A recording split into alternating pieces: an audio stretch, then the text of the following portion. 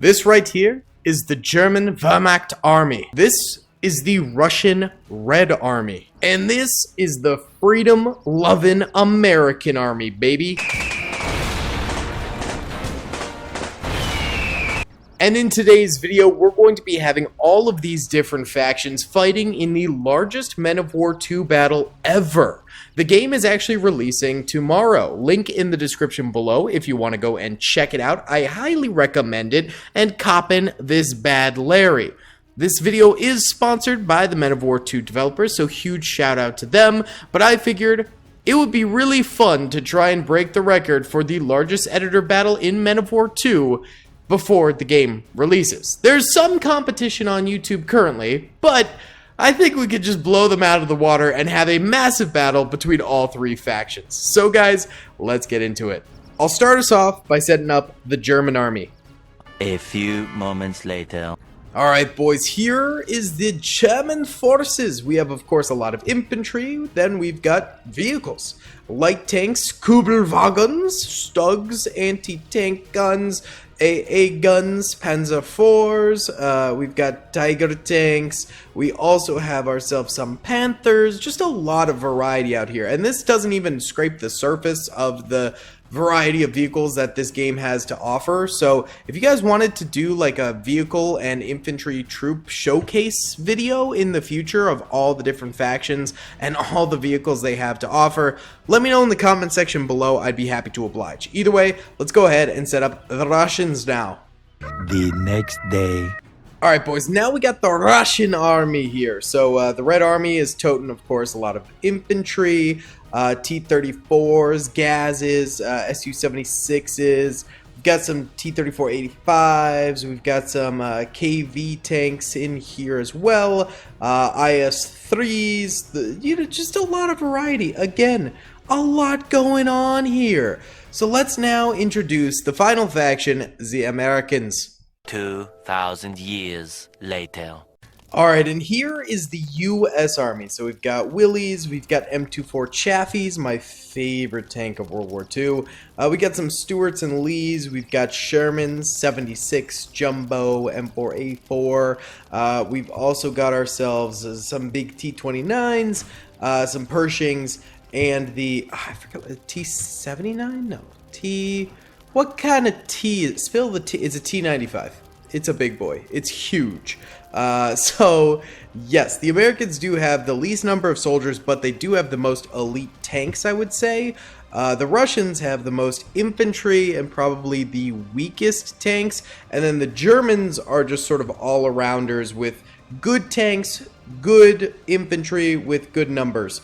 So that's the balancing I went for here. And in the very middle, because I don't know how to program yet in this new editor, we have 3 soldiers representing each of their nations that are going to kickstart us off here. So if you guys do enjoy this video, please be sure to hit that like button, subscribe if you haven't already, and comment down below. And huge thank you again to Men of War 2 for sponsoring this video. Let's get into the largest Men of War 2 battle ever on YouTube. Why did something just explode before I started the game? How did this Willys explode? What? Not to worry, I had a save file. Was it what's the fire? Can that blow these up like that? No, it doesn't seem like it. Alright, I don't know what happened, but that's crazy. Let's go ahead and press start over here and see this thing in action. Infantry kicking us off, and it looks like a little bit of background fire. They've got their shovels out, and the Russians just beat the 2 of them to death. Oh my god. We've got some vehicle action here. It looks like one of the AA gun tanks over this way. Not really a tank, more of an armored vehicle for the Germans coming forward, and it's getting hit very hard and gets trashed. That one Russian lone soldier still out and involved. More GAZs pushing on forward. This one is facing the wrong way and just got a face full of fire, but a Panther straight down mid comes through. Also see the Americans firing over this way, so it is full on pandemonium on the battlefield currently, with the 3 factions all fighting against each other at once. Let's actually go into semi-slow mode here because it's gonna get laggy This game is absolutely gorgeous, and it seems like it can handle quite a number of entities on the battlefield. I mean, all things considered, with how good the effects look and all that, and the thousands of soldiers and tanks we have on the battlefield here, this game is actually running pretty good. So definitely some major hardware going on here, or software going on here, I guess would be the proper term. Either way, it looks really good and it runs really well too. So that's always nice to see. Some Russian soldiers running out here and getting absolutely slaughtered in the front right there. The Panzers back here trying to just wipe them out, and they are definitely succeeding a decent bit because the Russians have taken some considerable losses already, clearly. So that is pretty brutal. Now, oh, wait a second. Are those flares for artillery sent by the Americans? Perchance? I actually don't know. I didn't know AI could throw flares out. Big if true. Oh yeah, look at that. The artillery's coming in. Oh shoot, that's actually a game changer in Men of War 2. Yo, the AI being able to call in their own artillery? We used to have to do it manually. It looks like the Germans responded back at the Americans with some artillery of their own over here. Wow. Okay, so that's pretty cool. I'm not gonna lie. That is sick. And I think that just goes to show that the AI as a whole in Men of War 2 is just a lot smarter. There is some serious AI updates and integrations and things like that, making this game beautiful. And that can be seen in the campaigns as well. They have a multitude of different campaigns that you can play in this. We checked out some of them the other day. I do plan on continuing them because they're really fun. We've got basically 3 narrative campaigns, 2 historical campaigns, and 6 bonus campaigns that I showed off, which is crazy. But on top of that, they've also got these crazy, like, player versus engine dynamic campaigns. So basically, every time you play that campaign, it is going to change the battles, the factions, the tanks, everything changes every single time you boot up one of those dynamic campaigns. So you have essentially infinite campaigns, which really goes to show that, like, Men of War 2, previous installments in the series obviously had a lot going on, a lot of different game modes and stuff like that, and some of those game modes in the series made comebacks. Some of them were sadly left behind, and Men of War 2 brings a lot of those back. And not only that, it also goes ahead and adds all new ones and stuff like that. Seriously, there is no lack of content for Men of War 2. But probably what I'm most excited about is going to be the multiplayer that we get to test out tomorrow on the 15th. I did get to do a little bit of play testing a while back, but that was like a year ago or something along those lines. And sadly, I have not been able to do the multiplayer since, mainly just because, well, the game was being worked on, and then since they gave us back the playtest and stuff like that the other day, I have not had a chance to do multiplayer to coordinate with, like, you know, Sherman or anything like that, anyone like that, in order to get into multiplayer sessions and stuff like that. So hopefully once you know, the game actually releases and we get thousands of players popping into the game to play the multiplayer, we can get some streams going, some games in the multiplayer going, stuff like that, because I would love to see that, see the community just, like, come alive in the multiplayer and just go nuts, you know, get into some crazy battles and stuff like that. It's gonna be pretty sick. I'm really excited. There's so much content to be had in this game. I am so hyped. Either way, the standings of the battle right now, seems like the Germans have just a long line of dead tanks here. They came forward very aggressively at the start, but the Russians have been playing a little bit more defensively and seem to be kind of dominating compared to the Germans over this way. As for the Americans, haven't seen as much of them on the battlefield, I will say, but still, they have a ton of tanks alive. I would say they definitely have the most tanks left alive, but infantry-wise, they're not doing too great. Also, the Germans seem to be just, like, artillery striking the crap out of them. Artillery strike after artillery strike after artillery strike, and there's still more flares out here. So that's not great, I must say. Oh, wait, the Russians also seem to be artillery striking a little bit over here. No bueno, we did not like. Very bad. I think the Russians are currently leading. just based on the fact that I see the most of them on the battlefield. I think the Germans were far too aggressive. You know, they did a little blitzkrieging, as they do, kind of known for that.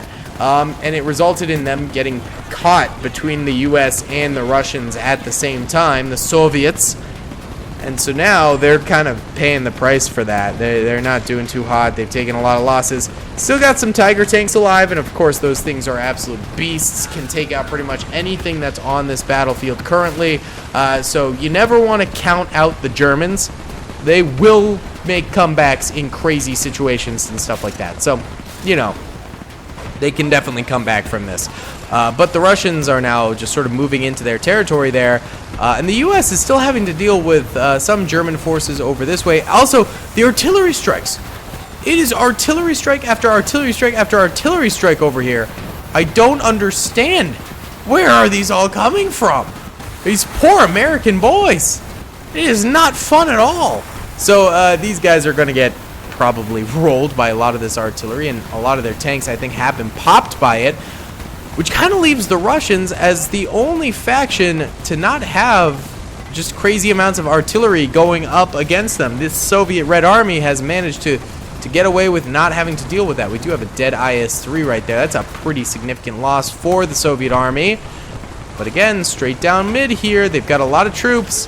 They're just sort of collapsing into the end of the German lines. And then it'll be America versus Russia. It's just going to be Cold War, except the hot war, which will definitely be a little bit rough. Not fantastic for the Americans. I think that will end up being very hard, not very nice. I do have to say, the game looks so beautiful, though. From what I've been told, it is going to have full mod support, which, like, such a wise choice.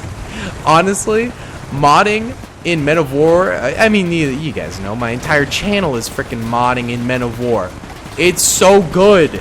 This is the perfect engine for mods. And so Men of War 2 having this graphical major update, like looking absolutely beautiful with all the various particle effects. That Tiger tank just wiped out like an entire squad of Soviets before getting destroyed. That's insane. But yeah, I mean, this game obviously looks absolutely gorgeous. You're gonna have this game with like a Star Wars mod, a Warhammer mod. Are you freaking kidding me? It's gonna look incredible. That is going to be so fun. Okay, we now, I think, can go back into normal speed because enough units have died. I mean, there's still hundreds of units on the battlefield here. But yeah, many have died. Oh god, okay, so America not doing too hot. They do still have some tanks alive, and they do have some infantry, but I think the Soviets are kind of having them beat currently. It's not fantastic. We got a Jumbo over here. We got the Pershing over here. But they're all butt-facing the Russians. Why are they doing that? You guys are facing your worst section of armor against their best. Why don't you rotate around and fix that problem? Got an IS-3 over here popping off with its main gun. There's a lot of debris on the battlefield now, though, so it's going to be tougher and tougher for these tanks to maneuver, tanks to fire, etc. These T-34s are fast, baby. They can get moving. Look at this T-34-85 and its armor. You just squashed that trooper. Oh my god, it's just killing his own men over and over again. Oh my goodness. By the way, there's not going to be a need for a... Oh, the artillery strike from the US. Let's go. There's not going to be a need for a Guts and Gore mod in Men of War 2 because they just made it themselves, and it's brutal. It is absolutely brutal. Oh, it looks really good, though. It looks so good. All right, so looking at the mini-map here, green are the Americans left alive. Red are the Russians. The mini-map is now at the bottom left, by the way. U.S. really only has this M4A3E8 Sherman left alive as a tank, and then the rest is all just infantry. So basically, this tank needs to do God's work here and absolutely destroy the remaining Russian Soviet tanks. It's gonna be hard. it's going to be extremely difficult. But, hey, man, I believe in comebacks. I think America is the comeback king. It could happen here. Maybe. Oh, engine destroyed. Let's go. Okay. Got a KV. KV-85's rough. Hull pierced. It's not dead. It just killed a lot of the crew. That's not good. And then harmless bounce shot right there. Come on, Sherman. Come on, baby. Come on, baby. She's gone. She's dead. That's the end of her. No good. Okay, RIP. Su-76 is coming through as well. We do have some American infantry left. Super dead infantry. Oh, this is one of the officers, I think, with the flare gun. Nice! He could do some damage, although his flare is kind of in his own lines there, so that's not super helpful. All that's left is the officers? What the heck? Oh, no, wait. We've got a SMG trooper back here. Alright, nice. Wow, okay, so, I mean, the artillery officer still being alive is pretty good. I'll breathe a little bit of life into the Americans. Not a crazy amount, but it might. I don't know how powerful the artillery really is. It might be able to kill any KV-85, but I'm guessing probably not. It would probably have to be like an engine hit or something along those lines, is what I'm guessing. Let's actually look at the bodies here. Oh my god. Yellow are dead Americans. Red are dead Germans and Soviets. Holy cow. And I believe bodies can still be deleted. But we can highlight objects and bodies, and so we get a little bit better of a picture, and it looks like it does highlight the tanks as well, which is quite nice.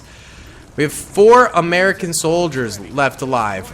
Here, just charge this T-26, is it?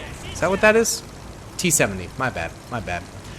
Actually, you know what? Charge the KV-85. Charge the KV-85. Get in there with the... Yeah! Anti-tank grenade. Nice! Get in there. Yeah! Yes, sir! Oh my god, he's actually going to shoot it with an SMG? Oh. Su-76 said no to that one. I didn't know infantry would target tanks like that. Let's cut... Cool. Oh my god. That might be overkill, folks. That might be overkill. We've got Jacob Baker left. That's it for Merca. Yeah! Come here! I'll take you on. I'll shoot through your barrel. Oh. He missed and we got killed by the splash. Well, the Soviets win. Not by a crazy amount. Just by a little bit. But, yeah. That was insane. Quite the way to kick off the launch of Men of War 2. Which, yeah. Follow the link in the description below. Check it out for yourself. Join us. And we'll be playing some multiplayer and stuff like that. But absolutely insane. I'm really excited about this game. I'm so glad that they listened to the community so much and seem to really have put a lot of work into this. And I'm just so stoked. So thank you to them for sponsoring this video over at Men of War 2. And thank you guys for watching. Be sure to hit that like button, subscribe if you haven't already, and comment down below. I'll see you all in the next one. Peace. I hope you guys enjoyed that video. Be sure to click that subscribe button for more content, and hit the notification bell if you'd like to be alerted to whenever I live stream or upload. Thanks so much.